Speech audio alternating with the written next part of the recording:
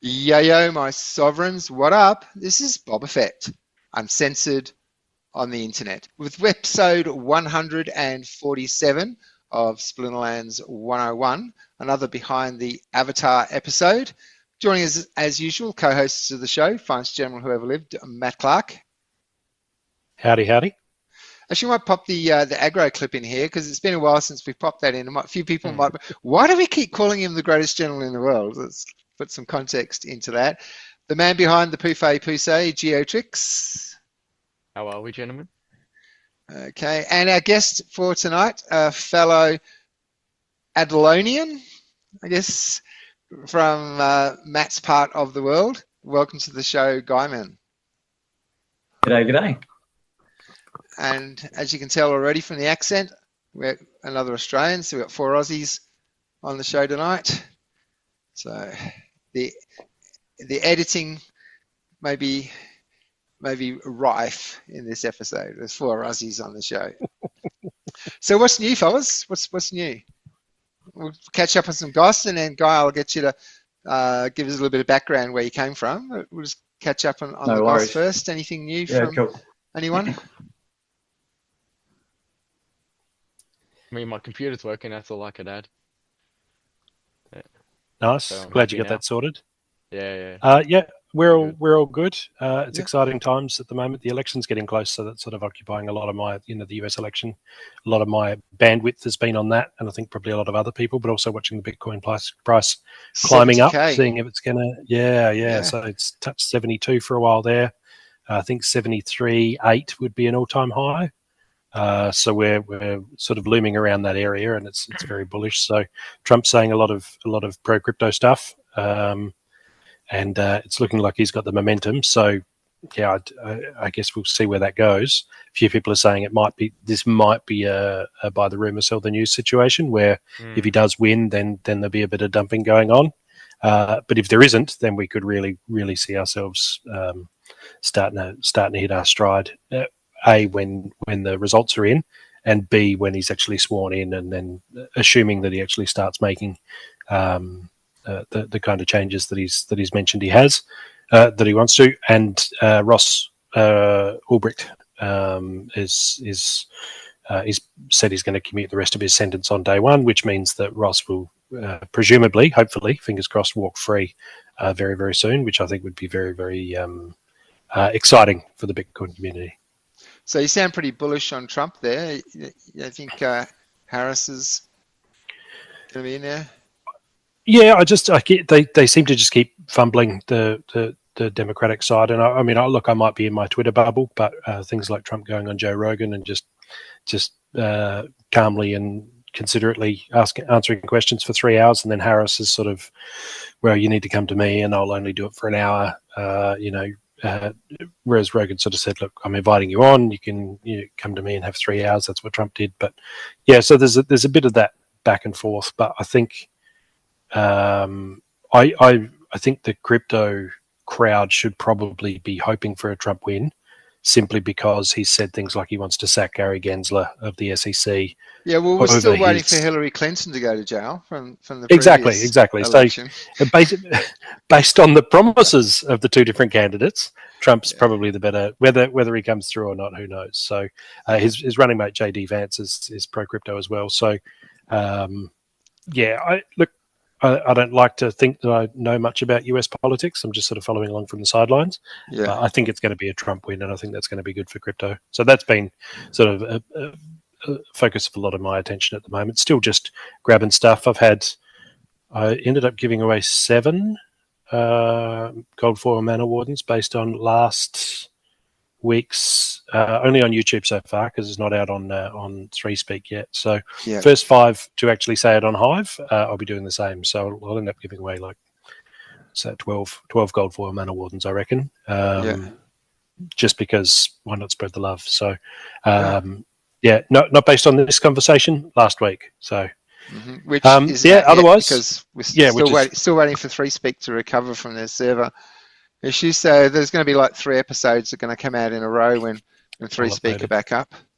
Yeah, and hopefully they are back up soon. And then Guy will be our Our first the, three you know, speaker. the latest, most recent one to watch. So, yeah, that's it for me. You did when you mentioned like with your Twitter bubble. It's a good point because like going on Joe Rogan, talking crypto, like that's pushing our buttons. But we got to remember we are still in the minority, and when we are in our bubble, and like Gio and I both we lost a little bit of Bitcoin on the Trump Biden. I mean, the first who on earth thought that Joe Biden had any chance in hell? Because all the videos of Joe Biden or this sniffing girls' hair, like all the Biden stuff that we got to see. So I thought, well, this is an easy thing, and the odds were pretty good. So I thought, well, this is a safe bet.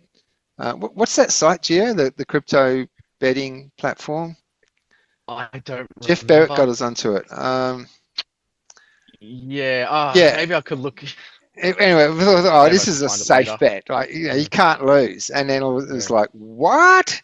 Who on earth voted for Joe Biden? But after the voting's closed, right? It closed, and then they had to count more. And when it came back all online, who's ahead now? Little shifty bugger. You lost a lot more than I did on that one. That's what happened. Yeah. But I thought it was a safe bet but again, we were in our bubble. It's like no one's going to vote for Joe Biden. Well, then again, maybe no one did. We still don't know. That's when I learned it was like, that's when I realized that, it's rigged. Rigged. Yeah. Don't care. Yeah. You can fight me on it all day. It's rigged. Yeah. So, Speaking Guy, here's your taste of what the show's like. All Splinterlands, of course, American politics, right? So, Matt, why don't you lead in with a couple of questions? Since you and Guy go back a fair bit, give him a little bit of an intro from your background, and then bring Guy in. Yeah, we do. So, Guy was the annoying little brother when I was hanging out with my mate as kids. He was all right. He wasn't annoying. His family and my family were very, very close when we were younger children. We sort of lived an hour away, so we didn't get to see them often. But it was always a great time when we did get together and catch up. So obviously, life moves on, and people could move places and have their own different lives. And so we didn't sort of really spend any time together as adults until just a couple of years ago, when he sort of saw a post of mine, I think, about Splinterlands or Bitcoin or something, and just sort of tapped me on the shoulder and said, "Hey, what's the go here?" And so then we jumped on, and he brought Killer Dragon in, showed him the ropes. We all sort of, I guess, felt our way through it together. Guy's been a big feature of recent Adelaide meetups for the last, it'd be year or so now. And we'll often bring the laptops and all just play together and have fun in person, actually battling in person, which is always good fun. I guess, Guy, I'd throw to you. Your interest in crypto is, I think, an extension of an interest in all sorts of different alternative ways of looking at things. I think I've enjoyed your willingness to step outside your bubble and say, what am I missing here? What don't I know? And really, that curiosity, I think, is the important aspect of a really well-rounded person. Is that curiosity? What don't I know? What's going on here? And I think that curiosity and openness is huge and important, and I certainly enjoy it. Was your conversation with me, was that your first foray really into crypto? You've been watching Bitcoin for a while. What sort of led you into that? It pretty much was my first foray into crypto. I have some friends in my local hometown who have been doing crypto for a little while, and I have had some conversations with primarily one person who used to own a computer shop, and so he's a trusted friend, and I know he's been able to use a bank card that was pretty heavy, like a metal thing that was crypto connected, and he's quite onto, ahead of the game compared to others in, say, our community. And But in terms of me taking the first leap and step into creating a crypto account, yes, Splinterlands, Hive, that was the avenue. So it was the Facebook post that, Matt, you wrote where you commented on something you posted 7 years earlier, and you said something along the lines of, I don't want to say I told you so, but... and that caught my attention. So... Is that the "this is the post I'll tag you in" comment? That was the one. Yeah, I've been very happy about writing that post for a long time. But it was the wording of it to basically say, don't come at me and tell me I didn't share. It's all on you. It's up to you to do your research now. I've given you the seed. Don't ever say that I didn't tell you. This is you now. You do your own investigating. I'm not going to keep selling you on it. I did kind of post about it quite a lot more after that. But yeah, it was 2013. Bitcoin was $50, and I said in 2020 it'll be worth $5,000. And you'll come back and ask me, and I'll say this. I'll tag you in this post. And so it really puts the onus back on the individual reading it. And Bitcoin was $7. I don't think it got below $7,000 in 2020. But back in 2013, when it was only $50, that was like an outlandish thing to say. And so it was fun in the lead up in those 7 years, watching it climb and wondering if I was gonna really get the win on that post. So, but obviously since then it comes up every year, and I'll comment on it or something and share it some years. And there's every year there's like, oh yeah, Matt, why didn't I? There's a list of comments from various different friends saying, yes, I should have listened. What was I thinking, etc. A friend mentioned it to me at a funeral not long ago as well. He's like, oh, Matt, yeah, I keep thinking of your post. So for some of those sort of, I guess, outer ring friends that I used to go to school with, it's kind of the thing I'm known for now. But I'm obviously glad that it's doing its job, right? Like people are seeing it. So, oh yeah, okay. Well, what else is new? So, likely from then, I've just said, well, actually, the new thing that I'm really into is Splinterlands, and that's where we went from there. So, but you've got a background in gaming generally, don't you, Guy? That's been your big focus, hasn't it? Music is really the main thing I've done in life. I did a music degree, and I'm a music tutor now, and have been for 20 plus years.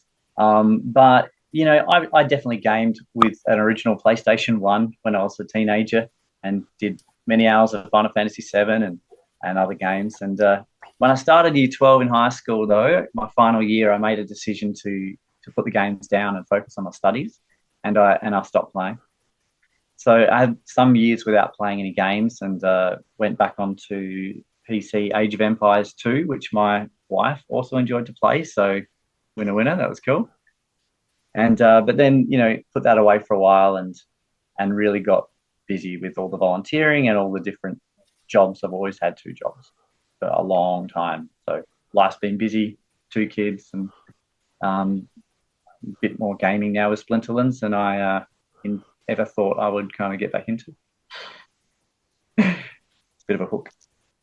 It's been fun, but I think as a dad, you want to make sure that everything you're doing is, really pushing the future benefits to your family. So I do find if I'm playing a game that's not crypto, not Splinterlands, there's that little Jiminy Cricket on your shoulder going, you should probably be doing something more productive for the future of your kids. And so with Splinterlands, it's like, well, this is I'm building something here. It might not pan out to be anything. Maybe the whole thing goes belly up, who knows? But if it doesn't, and things continue to grow and we do well, then this is potentially, a legacy for my kids. I don't feel bad playing this game. I do feel kind of a little bit crap playing these other games. So, but no, what I meant was board games. You're right into board gaming as a social outlet. Yeah, absolutely love that. So for about a year or so, I've been attending a board games meetup group once a month, and I've thought about starting my own, actually, in my own hometown. I'm just trying to work out when the best day is. We've actually got another baby on the way, so I've probably only got this summer period to do it before I'll be kind of stuck at home and supporting again. So yeah, it's something I'd like to do, and just don't get enough opportunity with how busy life is sometimes. But that's where, and I know this has come up with GeoTrix mentioning the bot multiple times. I've listened to a few of your episodes, guys, but I initially started battling and completely sucked at it, and I put it down. And I literally, when I opened my account in 2022, I just played a few. I bought the spell book, played a few battles. I don't know what I'm doing. Put it down. And because I got into Splinterlands from this investment perspective, how can I have gains and put that money to a particular cause, not for selfish reasons, but for something else, although we all need money to function and live. I had this, if it can really multiply these gains, then I can put it toward this big project that people have a need for. However, when I picked up giving it a go again in 2023, near the end of, I still sucked, but I started to go through the how to play section of Splinterlands, and it finally clicked a little bit. And I started observing that I was getting wins, but when I was losing, it's because the opponents often had that cursed win Deku, Death Splinter from Paris Legion. And I was like, this looks like a good card. And I think I told this to Matt. I said, that looks like a good card. I don't know if I had a level 1 or what I had back then, but Matt sent me a Cursed Wind Deku of a slightly higher level while I was still in Novice. And maybe, do you remember, Matt? Was it level 4 or 3 or? Yeah, don't remember, but yeah, I do remember sending one. Yeah, and that was a great gift, and I kept playing and getting a few more wins, and it was really useful.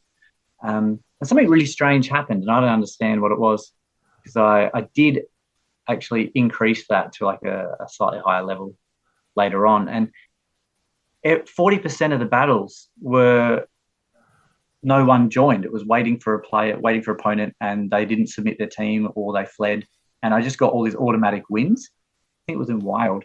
And so 40%. So I just kept going through to midnight, 12:30 in the morning, and I'd advanced from Novice through to, I think it was Silver 3 in one night, and a few days later I got into Gold, because it just seemed to flow on, and decided that at that point, when I couldn't push into what's above Gold, Diamond, I needed to get a few more cards, and I started shopping, and the process has never stopped. Cursed Wind Echo is still like the crux of the Bronze League.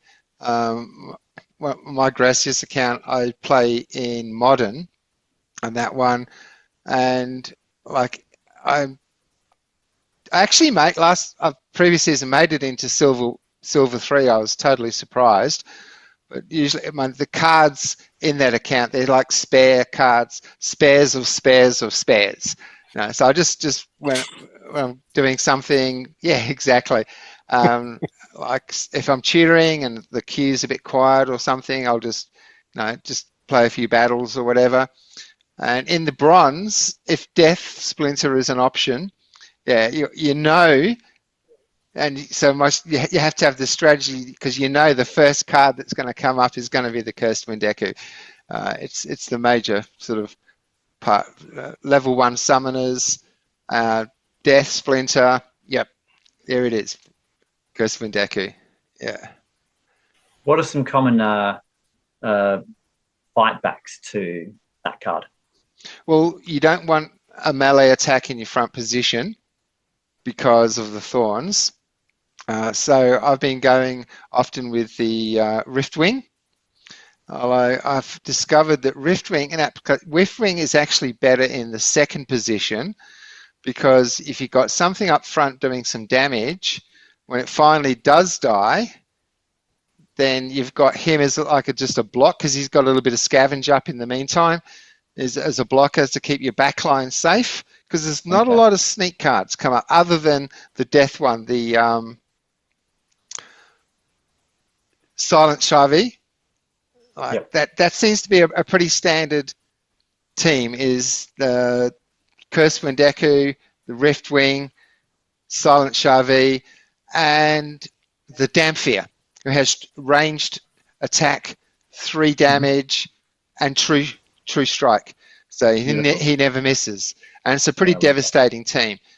And 9 out of 10 times, knowing that that's going to come up, you've got to go lead with a magic tank, or just waste a card, depending on how much money you've got, and just put a ranged card up front, just so he's not going to be taking Thorn's damage, and then just concentrate on your back row to take out the Cursed Wind Echo. Yeah, cool. Oh, thanks for that. Yeah, I've made it into, and it's fun because like at the moment I'm getting like close to 0.1 of an SPS per win. And bear in mind, this is just the crap pile at the bottom of my card collection. So I'm not playing to make money on this, but it's exciting when you start off with 0.001 of an SPS for a win, and now I'm almost at 0.1. But the fun part is the glint.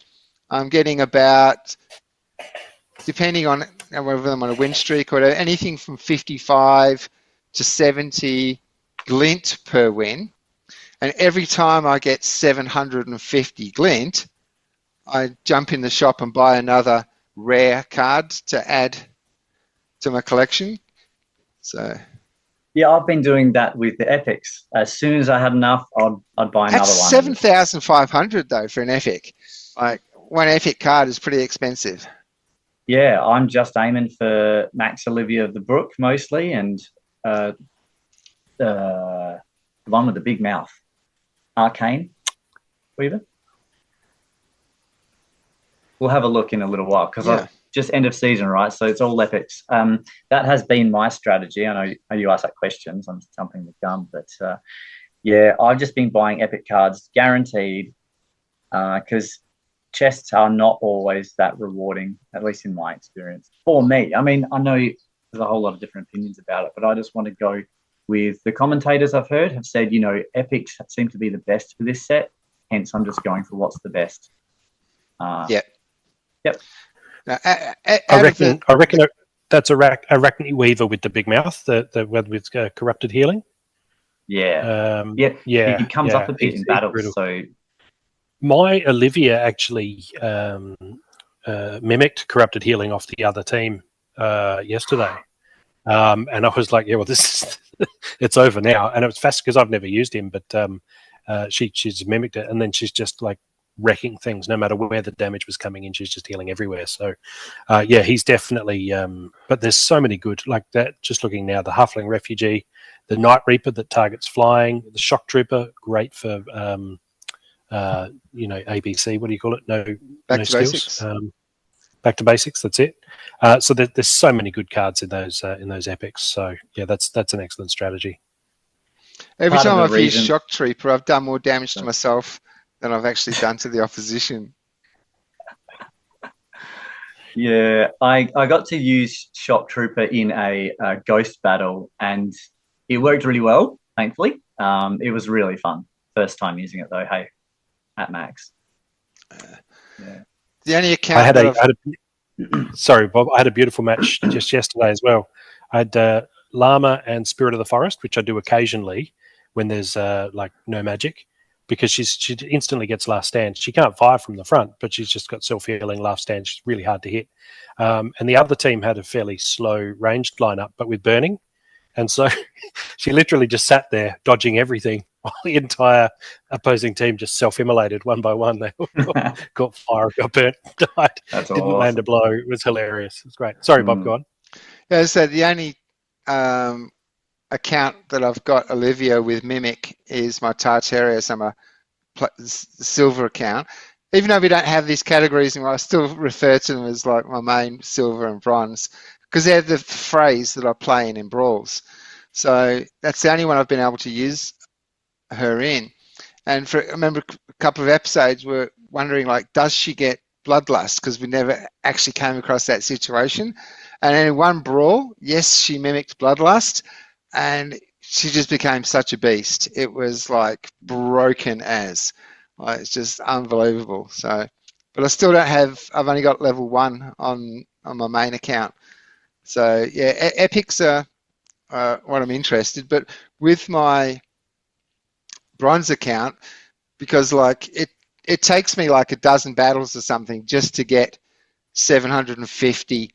So I'd never be able to get an epic at this point on that account. So that's why I get a rare every 750.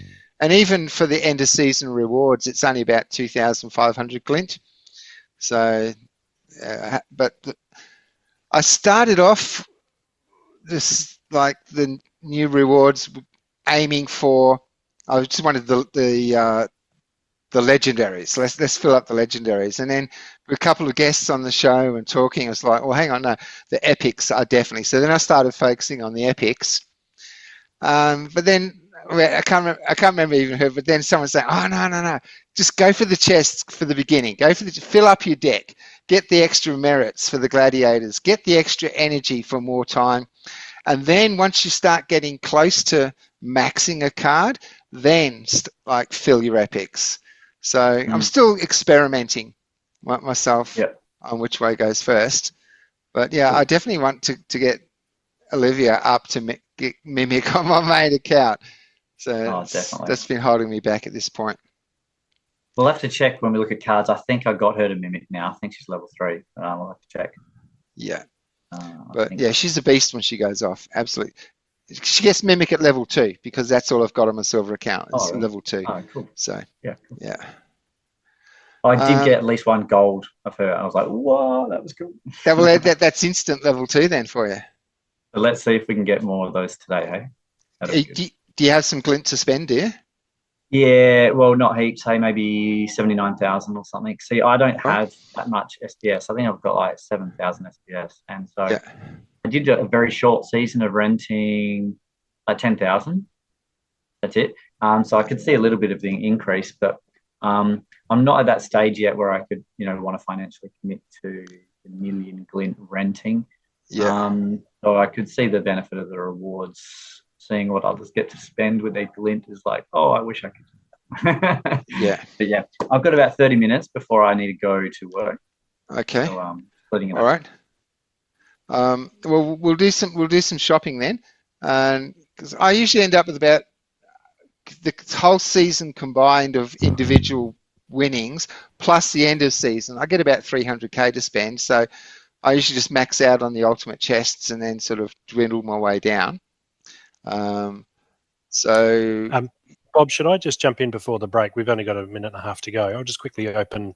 I've got the epics ready to go. Yeah. So we'll get that, knock that on the head, and that way we're Oh, straight up with an Olivia. Lovely. Another one. Oh, That's what? Great. Look at that. I am very, very happy with that. Is that Olivia 3 Olivias? Or 4? 2, 3, 4, 5. 5 Olivias. 6 Olivias there. Happy with that. That's in 25. Olivias. 6 of 25. So nearly a quarter of them are Olivias. That's fantastic. That is incredible. Good work, Matt. Thank you kindly. That is incredible. Wow. You've got me leaning towards epics now for this one. That's great. I've bought a few too, so should be getting right up there now. All right. I still haven't bought any at this point. I'm just like treating the soulbound rewards. I guess, and it gets towards the end of the season now because they are in the market. I can focus that, but right now I just, want to collect the freebies. All right. So with your 6 out of 25, was it Olivia's? That was incredible. I might have to do some epics chests rather than the epic cards rather than the ultimates, but we'll see. But first off, Guy, you've got some glint to spend as well. Is that right? I do, yeah. Let me get that up there. All right. Okay. First time doing a screen share here in Zoom, so I click this button. Yeah. Just make sure you got Pornhub closed and everything else like that in the tabs. Of course. So can you see this screen? We're looking at your purchase history. Yeah. Yep. So I did some just a few nights ago. I've been holding off for 2 seasons to be able to do release because I can't keep up with how many you guys get to open. I'll be like, oh, look at my 3 cards. So this is my previous result. Yeah. Just a quick screen. Yeah. You can see the tabs sort of got export, and Hive Engine, all things that CoinGecko. Yep.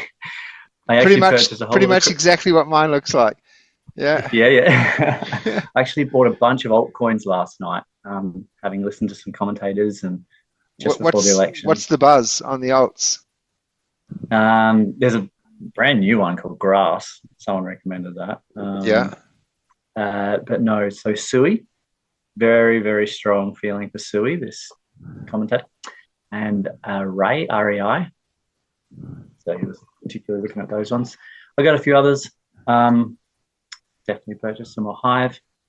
Anyway, let's have a look at this. All right. Okay. So this is your, I was disappointed. your previous one? This is my previous one. Yeah. Yeah. I was so surprised because I remember listening to some of your podcasts and thinking you need to have a certain amount, 25, so that you get a guaranteed gold. But I was confused. It wasn't for this opening. All right. No, that's the Mana Warden. Yeah. The promotion cards. Yeah. Yeah, I'm saving up my Gladiator packs at the moment for 100. So. Oh, Gladiator does do that? No, but just for something epic. It's like 100 Gladius packs. So That's what I'm on now. You're on 100 already? I've got 82, I think. And I'm not. But after my chests tonight, I might actually have 100. So. Yeah. Yeah. You got a few shock troopers in that reveal. There I can't scroll. Sorry, I don't know what's going on. All right. What about if you click on the bar? Yeah. There we go. It's really slow. Okay. Okay. So where am I going? Shop. Go to rewards. Okay. And unbelievably, I'm looking at the ground. There is like an inch ant with its nippers ready to bite my foot. Why is it inside my house? I don't know. Straya. So, just cue battle music, and that's how I'm feeling right now. All right. Yeah. Your toe's the big enemy. It's so funny. On Cambly, when I get a lot of my Asian students who are booking some time because they're coming to Australia, they want to practice with an Australian tutor. One of the first questions they always ask is about spiders and bugs. So we've got that reputation out there in the world, Australia, for spiders and bugs. Yeah. There we go. Alchemy potions, 90,000. That's all I could spend. All right. Alrighty. So I think it's my internet. That's why things were laggy. Zoom does slow down a little bit as well. So. Let's do a quick refill. Oh, come on, one. Yes. 1 gold.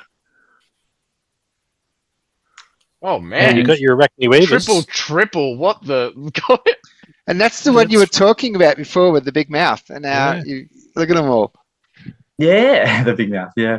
Not one Olivia. That was what I was aiming for, but that's okay. Yeah. Thanalorian Blade is still really good at. Yeah. Gazi Conjurer, okie dokie. That's cool. I wonder if I can upgrade any of those. Anyway, could do that later. All right. Yeah. What have we got here? Is anyone else going to open or? Yeah, I'll open mine now if you like. Yeah, sure. Okay. Oh, do I have to press stop share? Stop share, yeah, up the top. Oh, sorry. Yep, there we go. Alrighty, so I'm pretty tempted with the epics, but what I've been doing is going with the ultimates, majors, and minors. But so I'm still going to go with the ultimates, but then with what's left over, I'm going to go for some epics and see what I can level up there with the epics. 330 to spend, and everyone's seen now the new ones.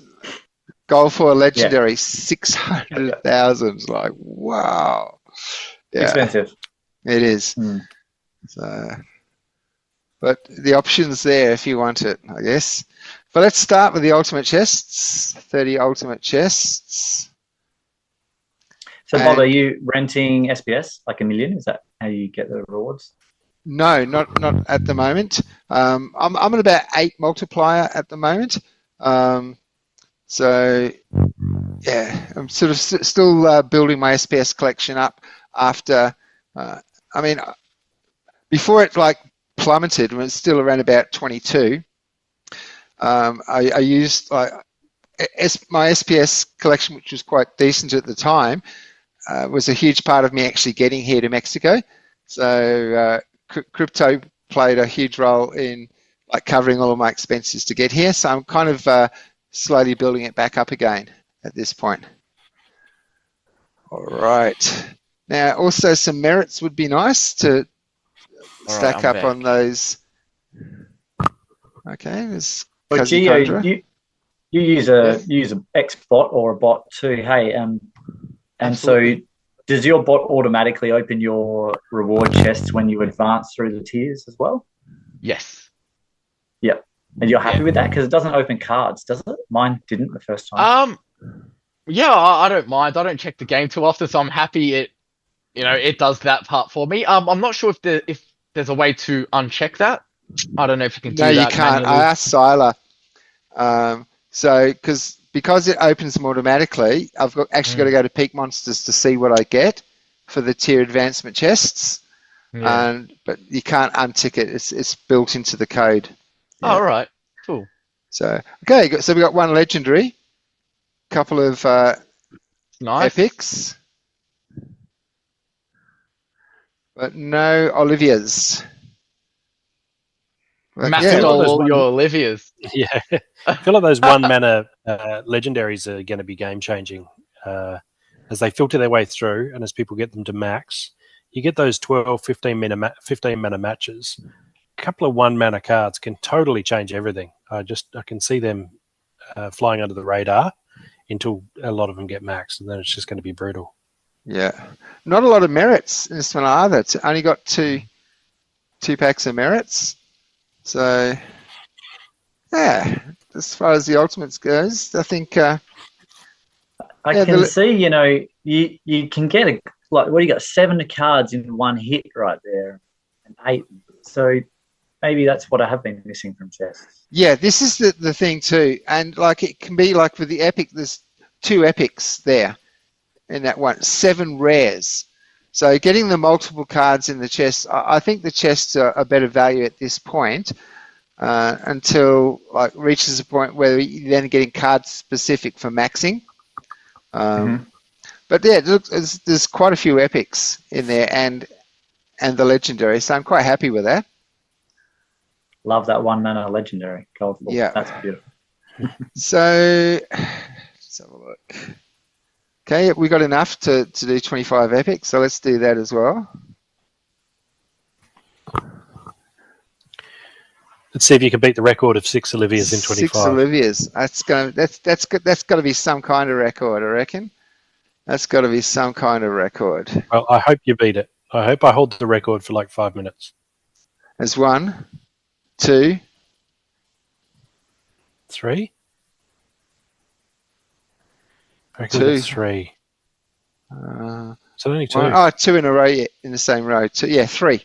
Yeah. 3. All right.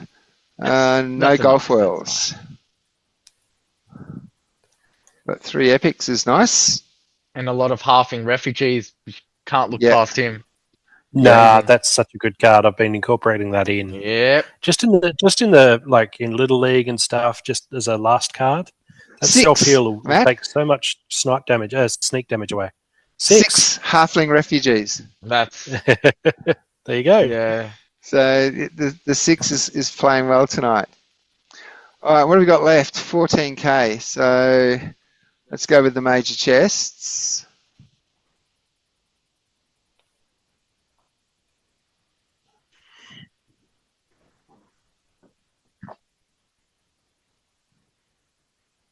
All right, 14 major chests.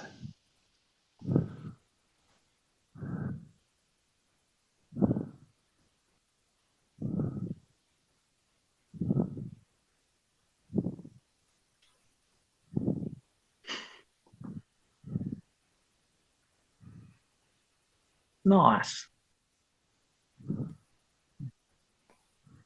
Well, this is the potion collection. Yeah. Again, low on merits, but 8, 9 cards. Not a lot to get excited about there. No, it wasn't anything. But what am I left over? 222. Okay, so that's it for the shopping spree for this season. Let's see though. How many merits did I get all up? Okay, so enough for another 2 packs.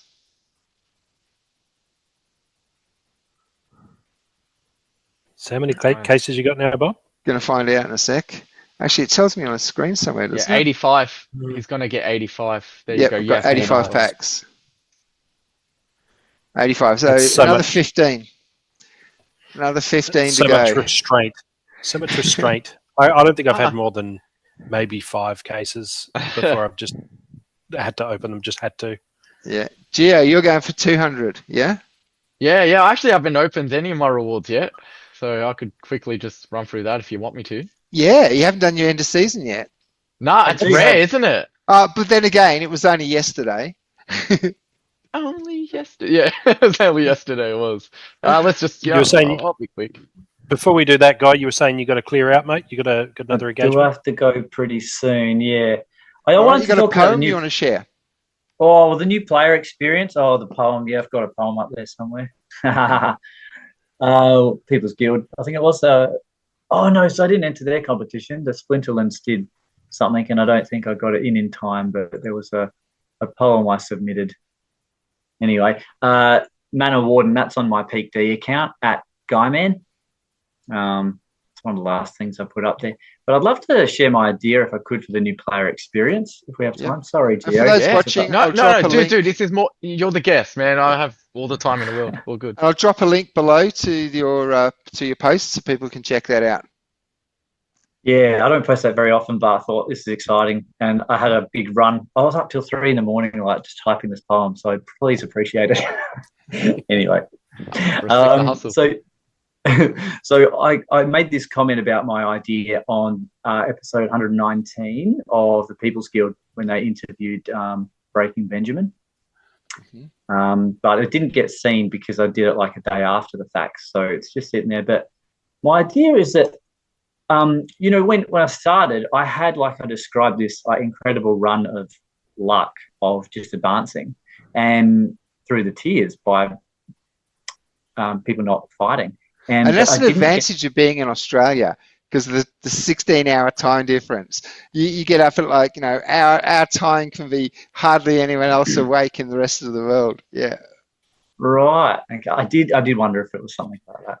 Mm-hmm. But the disadvantage of advancing so quickly is not really spending enough time learning all the rule sets and abilities and that. So I can't remember if in Novice there was just like no rule sets and then all of a sudden you get anything and everything. So my idea for the new player experience is that they can either add or select what abilities they want to use and have no battles that incorporate any others, and rule sets as well. Or it's because that might not work. That might break the game, or you might not have players to face that are selecting the same abilities. But you could have a tiered novice league, so there's at least or about maybe 10 different tiers in novice, which is a constant battleground of education. So you start with 3 abilities and 3 rule sets in novice level 10. Then you go to level 9 and you've got 3 more of each. So you're at 6 abilities, 6, and then it just keeps adding 3 and 3. I mean, and that still only brings you to 30 abilities and 30 rule sets, and there are more than those in the game. It's really like overwhelming how much there is to attempt to learn. And I think if you could go through it in an educational, you feel competent, because one of the 3 human needs is to feel competent. And I think this level would really help people and not want to leave too early, too overwhelming. To not feel out of your depth. And look, it's funny because those of us who've been here for a while, we forget what it's like to be new. But then I'll turn away and go and watch a movie, and I'll come back and there's 4 new abilities and 3 new rule sets. Like since so I kind of get what you're saying. And even then, even though it's only a few abilities and rule sets, I'm still like, oh, what's this new ward thing now where you impose this on a player adjacent to you, and it's all too much. And that's coming from somebody who's invested heavily and financially, but also intellectually in this game over the course of years. So to get all of that up front is, it's like, how do we make this accessible to people, and so that they feel competent, so that they feel like, okay, this is an area where I can learn things will make sense to me, and I can exceed and succeed in this arena. So anything that does that, whether it's slowly introducing abilities and rule sets, I think the first time a rule set is the first time an account sees a specific rule set, there should be a whether it's if the game even incorporates, say, a pretend battle against a bot where you've got a much longer timer. This is the first time you've experienced this rule set. Here's a little short explainer video on how it affects gameplay, and then now you've got your 3 minutes to select your team or 2 minutes to select your team after you've watched the video, and you can see how it plays out against the bot. And then you go, okay, yeah, I know what that rule set means, and then introduce them, like you said, slowly, a little bit at a time, just to make it an easier, smaller pill to swallow. Well, in Yu-Gi-Oh, there used to be like a tutorial. You can try do it yourself, but if you ever needed extra aid, you can click a button and it'll sort of like, point at what cards you should use to get that combo off or to summon this particular card. I know they're different ballparks of TCG, but yeah, something like that. You can let the person do it initially. See if they can, to see if they themselves can do it before, clicking for that extra aid. Yeah. And there's also, you can bring up, like, sometimes, especially when I'm submitting my brawls, I'll have open in another tab the Splinter stats with all the icons for the rule sets. So when I do, but I do love the fact that you can mouse over it and that sort of helps me definitely with that. But like I say, when you're new, the mouse over definition is probably not enough information. And sometimes confusing. That was a conversation had with the Jangles yesterday on the number 120 podcast. They mentioned how it needs to have a bit of an overhaul, and I would agree with that because I've been easily, I believe, misled in sometimes. It's with some of those descriptions. Even in brawls, it says some of them say, what is it? I've been brawling in the untamed alpha beta untamed only. And that's fine if it says only. But then later, one of them says Chaos Legion may be used. Yes, that threw me too, the may. Yeah, that really threw me when that first came out. Mm-hmm. Exactly. It has to say only because I'm like, I can't use all the other cards or whatever I was going for, Yeah, exactly. So there's even like even another, like the description's there, but there's a visual pop-up of that ability playing out. Maybe like a little snippet, 5-second snippet of that ability actually taking place. So not only is there a written, a written form of that, but there's also a visual. So there's plenty of ideas, right? Plenty of ideas. For sure. And it obviously takes groundwork and someone to do it. I would love to find the time and like create a mini YouTube channel or something and just have, this is how you use this ability. It's probably been done, and to get that new player experience in, real not easy. Baby steps. No. Like I couldn't even picture myself wanting to do that, let alone it being done by somebody else. Exactly. Well, I got to head off. It's a busy weekend, so thank you for having me, guys. Spend time with all of you today. Thanks for coming on, and thank you. Drop the link to that post into the green room in Discord so I can include it in the blog section of this video. No worries. All right. Thanks very much. All right. Thanks for coming on. See you, guys. See you, mate. Yeah. I tell you, it's so funny seeing the hooks go in, because the first few meetups he was just kind of just hanging there with Killer Dragon and just like, I'm not really feeling it. Not really. I'm sort of more blogging. Like I want to get into the blogging side and all of that. And then a year later, it's like, let's come on your show and let's and he knows the cards. He knows. It's like it's great to see the game sort of get its hooks into somebody. But it's really good to have him on. Yeah, and good perspective too, because sometimes we forget things, and introducing the new player experience while you're a new player, that's invaluable, like information, like, and you even within the team, like the Splinterlands team, whatever, the guys that are doing and improving the new player experience, like, when were they a new player? So I think there should be a forum somewhere for new players to really like share the problems that they're experiencing in some kind of forum that the dev team would have access to realize that, you know, this is an actual new player experience from a new player rather than new player experience from someone who's been here for 5 years. But also not just like where did you get stuck, but also where did the penny drop? What made it make sense for you? Because let's pull that front and center and expand on that for the benefit of those who are still needing that moment. Yeah. That's a vital stat for them, for the team to realize, okay, now what do most people, how do they come across from actually like understanding it, right? Like at what point did they understand that rule set or that ability, you know, like how did it click for that person? Usually when you get flogged. Yeah, but not everyone, but not like me. I don't watch, right? I don't watch when I get flogged. But anyway. They're the ones that I really do like watch. The one when I get flogged, it's like, they're the ones that I really focus on. We need like a big button that's always on the screen that says, this finally makes sense to me. This game finally makes sense. And whenever the player pushes that button, it goes away forever. And then the team looks at what were they looking at just before they clicked the button. What was it? What helped them? Because it does seem like there is a moment where it all kind of falls into place. Yeah. Boys, I'm so sorry. I have to go. Oh, you're not going to open your chests? I can't. I've got to bring my dad to the hospital. So I'll be back. Oh, good, man. Okay. Much love to the family.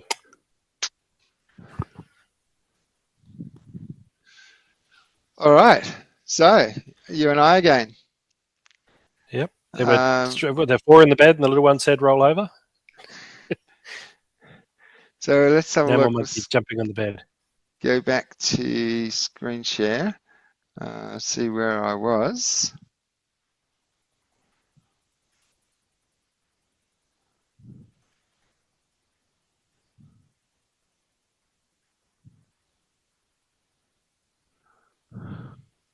All right, so this is where we left off.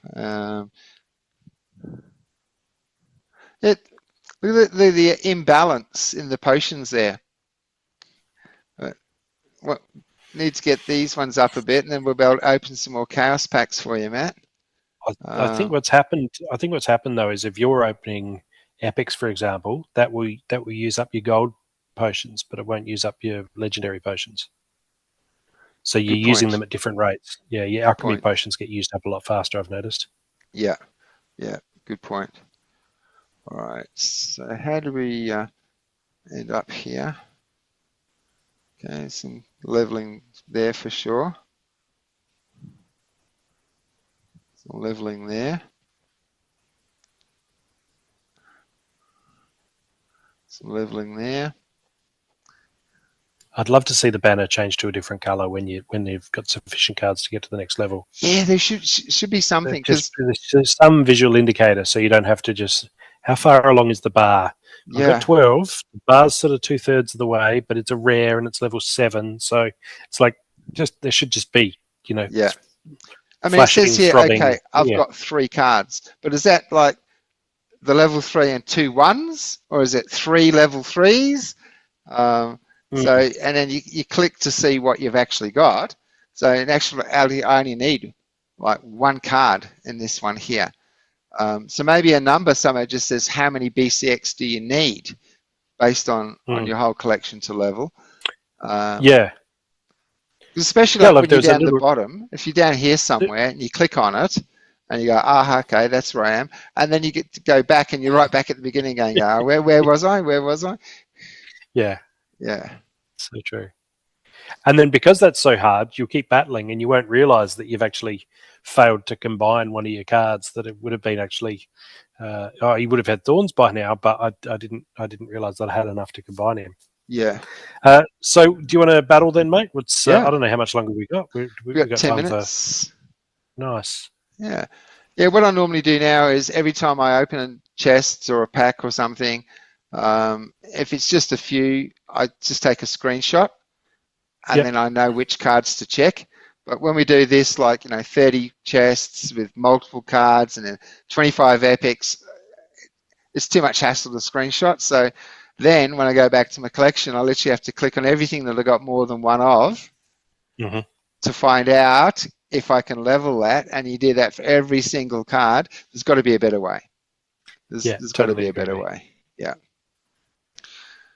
All right. So let's drop in a challenge. And if you promise not to peek, I will share my screen while I do this, I so promise that not to people peek. so that people can get an idea of the thinking involved from my point.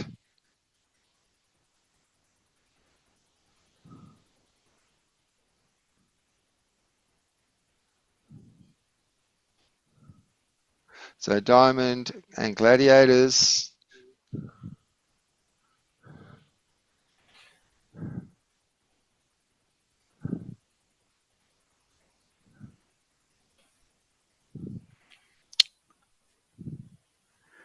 Not seeing anything yet. Okay. Let me just refresh my page.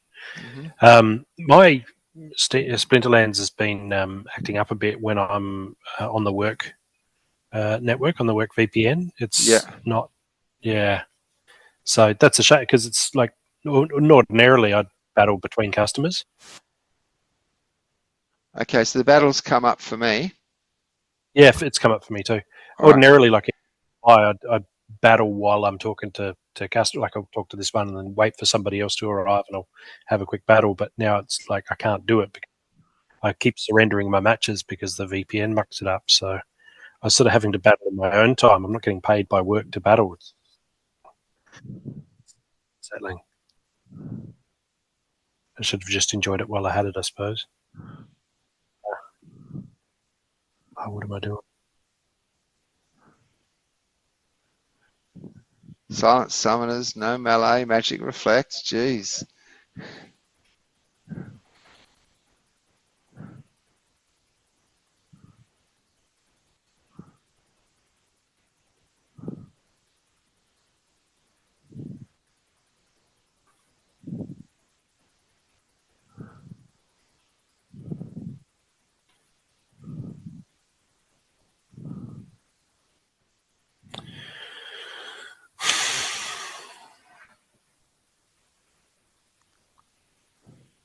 Well, I'm not overly confident here, but let's see.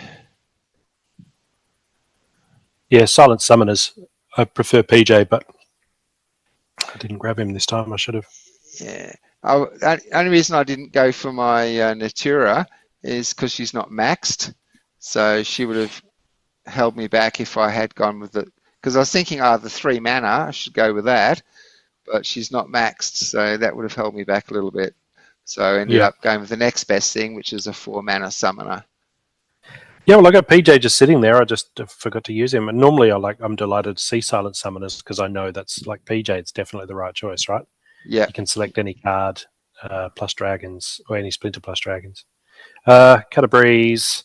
Well, I think I'm going to win just because I don't see that your Cyranth is a problem, but I think I'm going to chip away at her. Mm-hmm. So you got a sniper. Yeah. I just feel like I'm going to chip away at Cyranth before it depends. If your Cut a Breeze gets a bit of bloodlust up, he could get ugly and dangerous pretty quick. Yeah. But you've invested a lot. Sorry? I say if she lasts long enough, she's hitting hard enough to take both of these out with one hit. Yeah. Is she going to target them? Oh no, of course not. No, I don't. Yeah, I don't have any snipe. Yeah. So it's just if the really question is she going to be able to hit a Chaos Agent? And she probably will. It's just, there's nobody healing him. So maybe, but the thing is that the cube is right there, right? So you're gonna be doing the cube a lot of favors as you're killing those ones in front. Yeah. Yeah. I think I've got it. I think taunt with dodge is a good combination. It is, yeah. And I don't have a lot of speed, but my Cutter Breeze is probably he's my fastest. So the chances are if somebody kills her, it's going to be him, and then he's getting the bloodlust from it. Yeah. And we both got the same level, Cutter Breeze too. Level 5. So both went with the chaos. So some similar thinking there. You got a couple of cards there from the old school. Yeah, there is. It's I was more about like just filling up my whole lineup so I can get the scavenge going for the cube. yeah, Because 15 mana, it's rare that people have just put in a card that is like massively damaging. They've sort of more tried to balance defense, bit of self heal, bit of thorns, bit of whatever else, and so they often haven't prioritized attack enough to get through the cube when you've given it some easy deaths on the way to scavenge. So especially when it's low mana too. If I can pick off a few of your cards and you're killing half of mine, the cube can be so big that you just don't have the damage to punch through it, which is what I think we're going to get here. Yeah. So just last cube standing. Yeah, I think that's what's going to happen. Backfire. There's the miss and the backfire too. Yeah. Yeah. See, I'm not worried about backfire because I'm going to take out your Syrenth before I start targeting your Chaos Agent. Yeah. And so Cutterbree's got her. And now she can't do anything. It's over. Yeah, and just get the Bloodlust as well. Yeah. Yeah. Triple Bloodlust. All right. Smashed it. Is that one of those ones where you got completely destroyed and you go back and watch it again? Yeah. The ones where I lose bad, like they're the ones that I want to figure out what could I have done different. It's hard even though to quantify what does losing bad really even mean. Like just because you lost quickly doesn't necessarily mean that you lost bad. It might be that 90% of the time you would have won that one, but just a couple of things went against you early and they were pivotal things. So I think it's when the other person still got most of their team left over. To me, that's a really bad loss. All right, so we got back to basics again. Damn. And no neutrals. Last time was Silent Gladiators. So Gladiators don't really matter now because they don't have their abilities. Mm-hmm.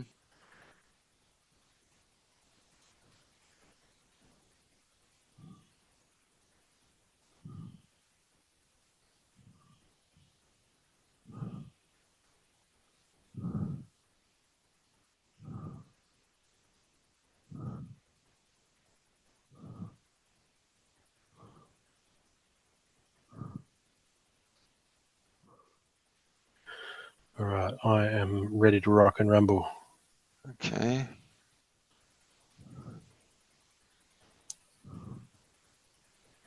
So I think this is our last one before the election's done and dusted, the US election. Did you want to throw in your prediction? I'm calling it Trump in a closer than would be comfortable. I think you'll get it, but it will be not quite the landslide that we're hearing about.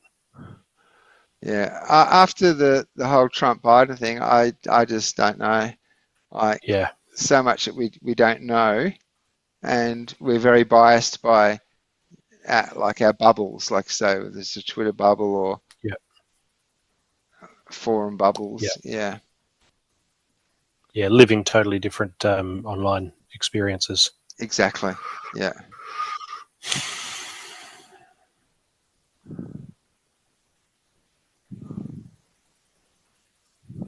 I think Scattershot's gonna hurt you here because you're not gonna focus your firepower on any one of my cards necessarily enough to take it out. And if you think all of your cards are going for my tank. That's right. Now, I thought speed would be a huge advantage here, but you've gone completely magic, so you're not going to miss. And I've got the void armor from my summoner, so you're going to have to hit each of my cards pretty much 3 times, right? So if you look at that, so there's 6 cards, you're going to have to hit each of them 3 times, but they're all going to be in play until you've hit each of them one of them 3 times. So Scattershot can really, really be brutal with that speed boost, and Yasek's such a good card because of that.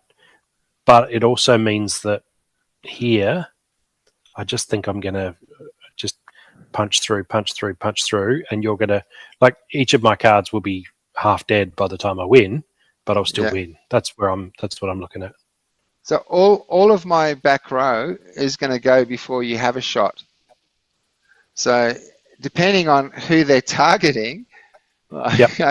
If I get one on each card, it's not going to be good for me.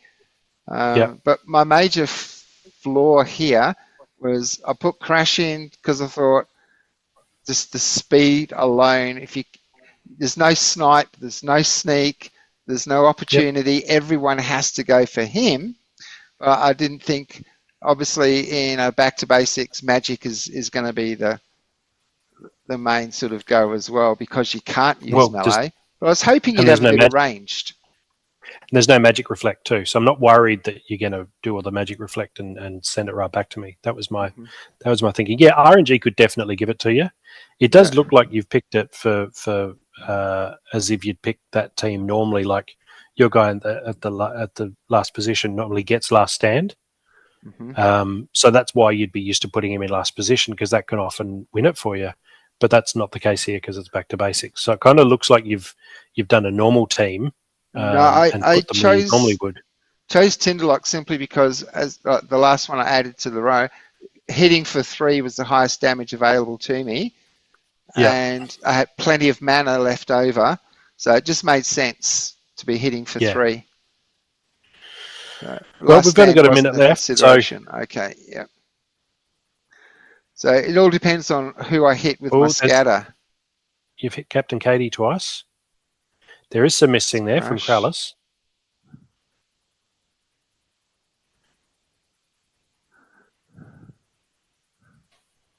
Yeah, I think it's done. It's all over. Hit Captain Katie twice, and then that was it. Yeah, everyone all of my cards got hit, but no one took enough damage to actually. That was the disadvantage there. Obviously, scatter I thought was good, but definitely. It was like 4 slots. If it was one of those matches with only 4 slots, then you maybe scatter increased chance hitting the same one. So many potential targets. Yeah. So thanks for joining us on 147. We'll see you next week on 148. I'm Boba Fett. Peace out.